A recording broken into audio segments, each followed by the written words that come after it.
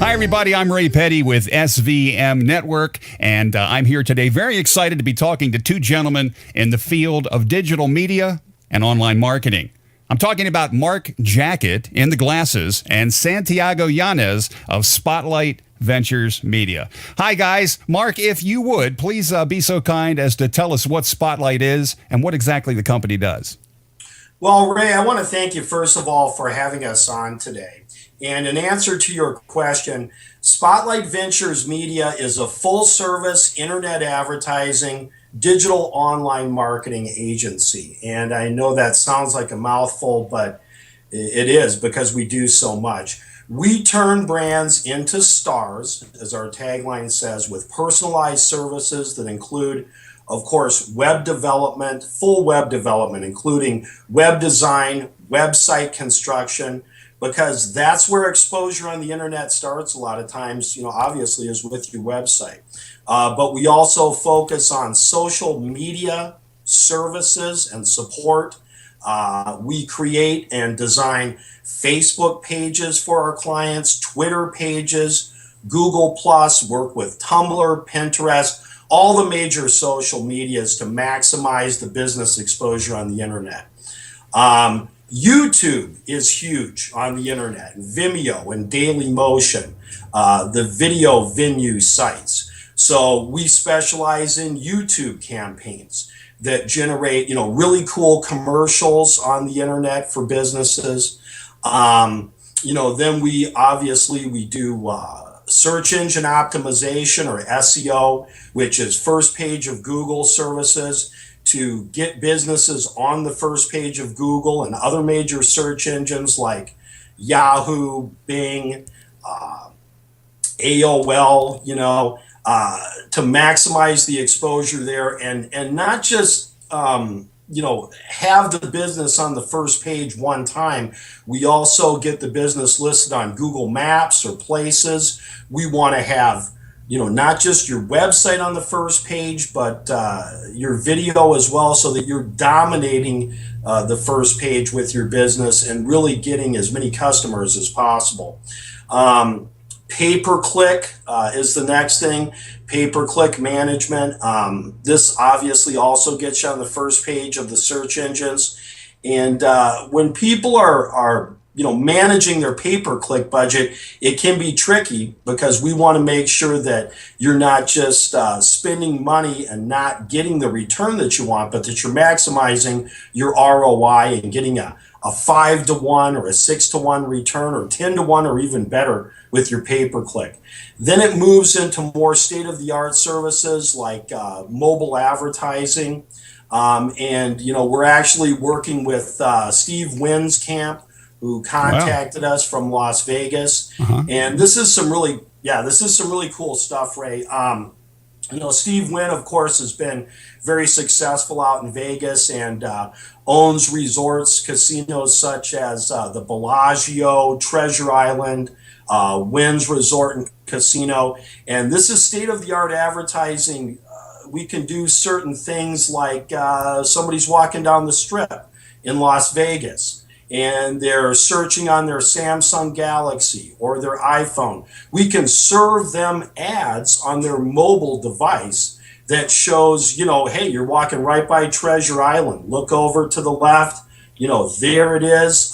We feature a promo that leads them into the resort. We can give them virtual tours of rooms or suites that they would like to stay in. Really neat stuff. It goes even beyond that, and probably would be doing that campaign in conjunction with Jackett, that's out in California, that specializes in mobile advertising in that platform with us. Last of all is retargeting, and retargeting or remarketing, as some people like to call it, is really, this is our core product or service, if you will. This is what we specialize in. Okay, and what exactly is retargeting, and how does it work? Well, Santiago here, he was on the team with Google and Fetchback, which was a really interesting company. Fetchback was actually founded out here in 2007 in Tempe, Arizona. by Chad Little and Company. And one of the real pioneers of retargeting. Eventually, they were acquired by eBay in 2011 for $2.4 billion. So it's obviously very valuable and useful technology. And I'll let Santiago take off and kind of roll with that. Okay. Well, thank you for that introduction, Mark. So essentially what retargeting is, and this is an exciting time for the internet. Retargeting evolved out of becoming a back-end solution. A lot of companies, small businesses, large businesses, invest a lot of dollars into their upfront marketing campaigns on the internet, specifically SEO and pay-per-click. There are all these dollars that are being spent to drive customers to their website. The problem is that there is a percentage of individuals that will come onto your website that will bounce off of your website for amount of any given reasons. So essentially what retargeting is, it's going after the individuals who have come onto your website by attaching software to follow them throughout the internet in order for them to come back to the website to complete their purchase. Let me give you an example, Ray, of what I'm speaking of. So the other day I bought myself some new Converse shoes and I went to the Converse.com website. When I went to their website, I had the ability to look at all the different styles and colors of that particular shoe. At that particular time, I didn't have the time to complete my purchase. I needed to go because I had a pressing engagement that I needed to attend. As most of us do, once we leave the site, I completely forgot about buying Converse and I went about my business. When I came back to my computer a few days later, I was just casually searching through the internet, through my Facebook, looking up, researching, because I was also in the market to buy a new car.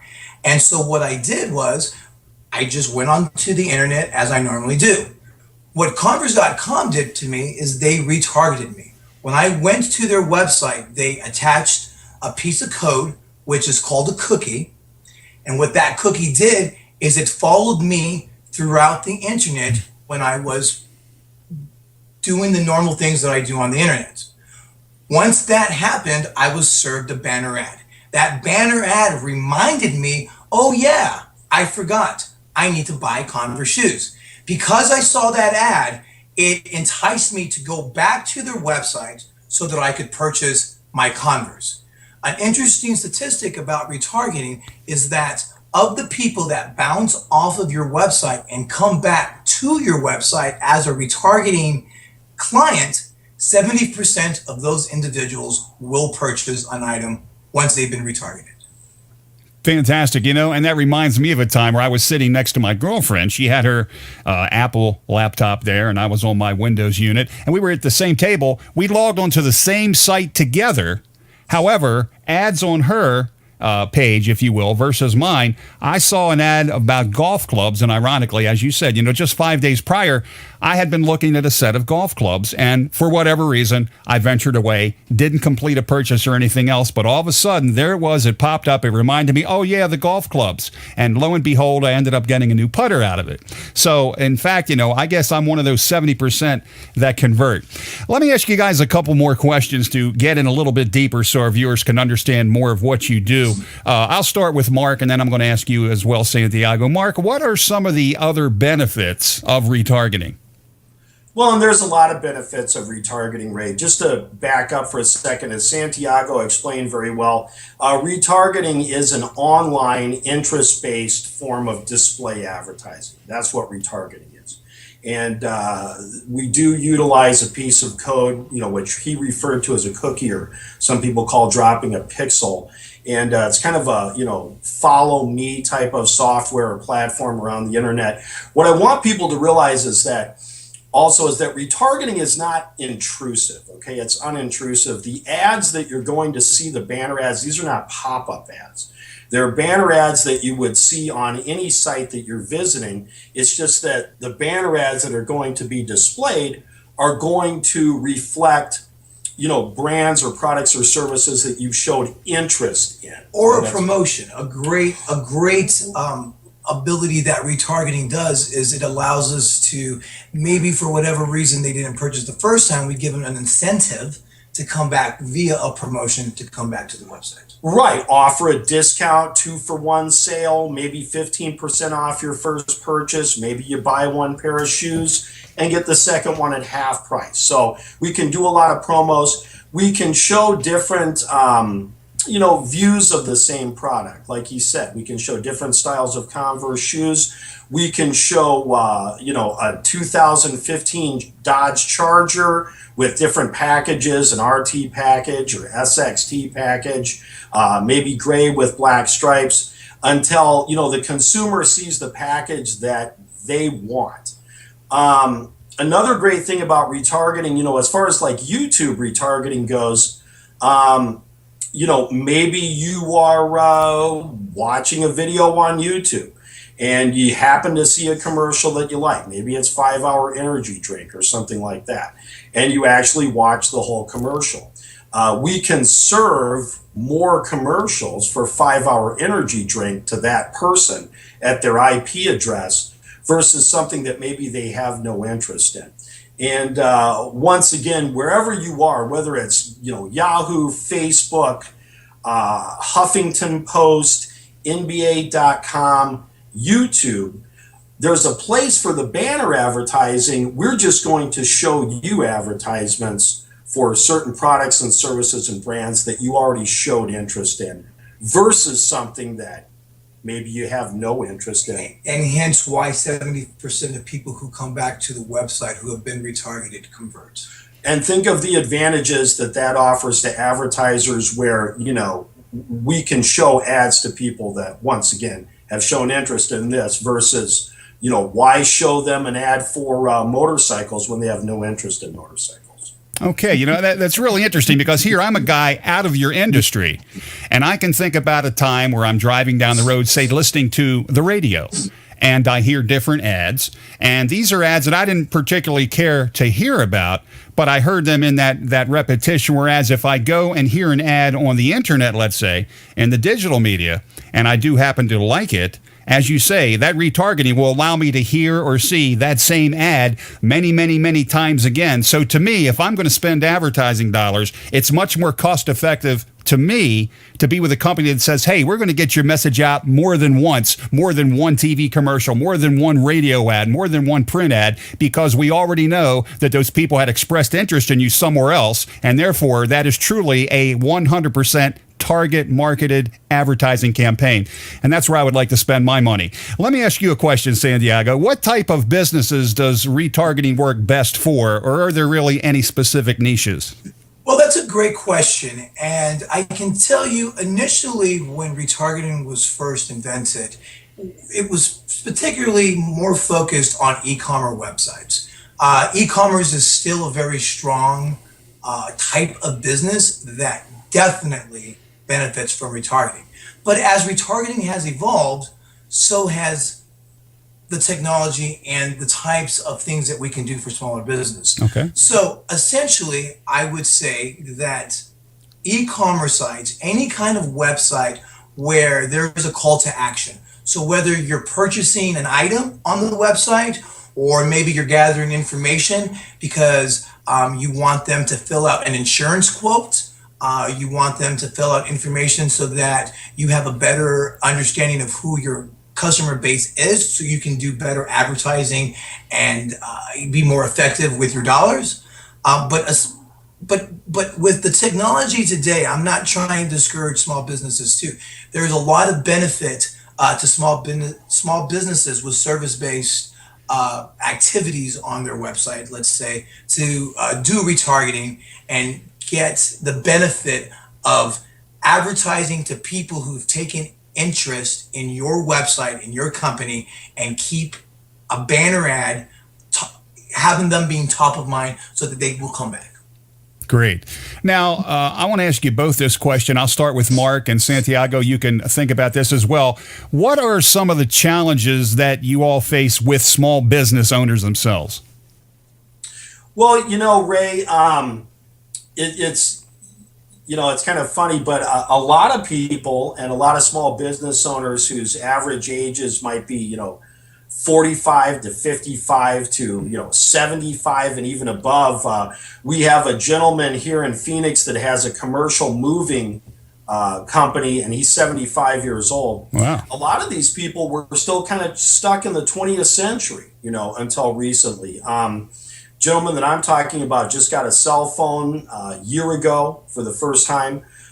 Just got a smartphone a couple of months ago, and what we need to do is start really from the ground up with these people and not just give them a course in, internet advertising 101, but really start with, the internet as a whole 101 and, really bring them up to speed with, the way things are now. A lot of people, that are business owners had their advertising dialed in, if you will, with the yellow pages and maybe, radio and television, direct mail, flyers, different forms of, what's that stuff called again? Oh yeah, well, print media, which is Oh, yeah. The dinosaur. yeah, which is almost dead. But they were relying on this, and it's really hard for a lot of these people after all these years to make an adjustment to online marketing. But this is where their customers are going to find them. And kind of going back to what you were talking about, traditional real world advertising, which has been very effective in the past. It's hard for radio and television, if not impossible in some cases, to do interest-based forms of advertising. If people are watching football, for example, the network knows that a lot of those people are beer drinkers, of course, but when they show ads for Budweiser, these ads are wasted on people that don't like beer or never going to drink beer. So on the internet, we can serve up ads, based on their interest, and that's really what retargeting is all about. Okay, and Santiago, I'm going to ask you the same question. In addition to what Mark has already offered, what challenges have you found with small business owners? Well, in my career, I've had the opportunity to work mostly with small businesses. So I have a very tremendous insight into the problems of what small businesses go through, especially when it comes to their advertising dollars. What I have found is, like most businesses, we're always trying to struggle to get as many customers as we can possibly get. And with small businesses, one of the challenges is that they tend to have smaller budgets. And I feel that what we do, and that what we do better than anyone, is that we have an understanding of the only way that we as a company are going to be successful is we have to be able to make our customer base successful. So the challenges small businesses have with their budgets, with being able to trust companies in order for them to take those dollars that they have so hardly earned and not just spend it, but to really strategically use their dollars to maximize their efforts and give them the best returns that they can possibly get for whatever budget they may have. Fantastic. Well, I want to ask you a question now, Mark. With all the things that we're talking about and the way, of course, the public is transitioning as we get into an even more extensive, deeper digital world, if you will, where do you see SVM ultimately in the grand scheme of things? Well, Ray, there's kind of a famous quote here, especially among people in the know, that Sean Parker, apparently said at his first Facebook meeting with Mark Zuckerberg back in 2004. And the quote is, we used to live on farms, then we lived in cities, and now we're going to live, on the internet. And, Okay. We don't want to scare people where they maybe think they're going to be in the Matrix or something like that. That's not the idea, but I think most people know what I'm talking about. The kids today, people that have grown up with the internet, this is a part of their life. They're always using, GPS, they're checking their Facebook, they're checking their account balances online, on and on and on. So at Spotlight Ventures Media, we really want our website to evolve into a portal to the internet for a lot of people. And I know that, is a very grand ambition, but, that's where we're at. We want to do, podcasts and broadcasts and do really interesting things regarding the news and current events to bring people back to our website, day after day, every morning, and also show them, what we can do for them advertising wise to give them exposure on the internet. We are working with bigger firms like Direct Buy, who have been around since, the early 70s, to update, their advertising. This is a firm that relied, heavily on traditional forms of advertising for a long time, a lot of direct mail and so forth, yellow pages. We're, getting them exposure on the internet. Walmart. This is a company that, obviously everybody knows who Walmart is, and a giant among retailers and just businesses as a whole. Very hard time getting into India. Real hard time, getting into the India market. And we're talking about a market with about 1.37 billion people. Wow. Okay, so we're trying to help them bridge the gap with, utilizing a YouTube original television series, The Kept Man, courting Natasha Suri, who was former Miss India 2006, to be a co-star, to bridge the gap once again and kind of have an, East meets West, type of thing, and open the doors for Walmart in India. So there's a lot of grand plans here in the works, and we want anybody to know, whether they're a small business, large business, or anywhere in between, if you want to maximize your exposure on the internet, give us a call. You can talk to Santiago, Yanez, or myself, or other member of the staff or executive team. Give us a call at 1-888-303-1955 and let Spotlight show you the way. I love it. Well, guys, again, from my standpoint, if I want to spend my dollars cost effectively, retargeting absolutely is the way to go. When I think about money that I've spent on radio or TV, hoping that someone may have seen a commercial at a specific time on a specific day, knowing that if someone sees a commercial via the internet with this type of a program, you're going to put it in front of people that much more. And I think that's a beautiful thing. So, folks, I want to thank Mark Jackett and Santiago Yanez of Spotlight Ventures Media for taking the time to share what they do with us here. And again, you can watch this as many times as you want. Give them a call. The number is right above. Have a great day, everybody.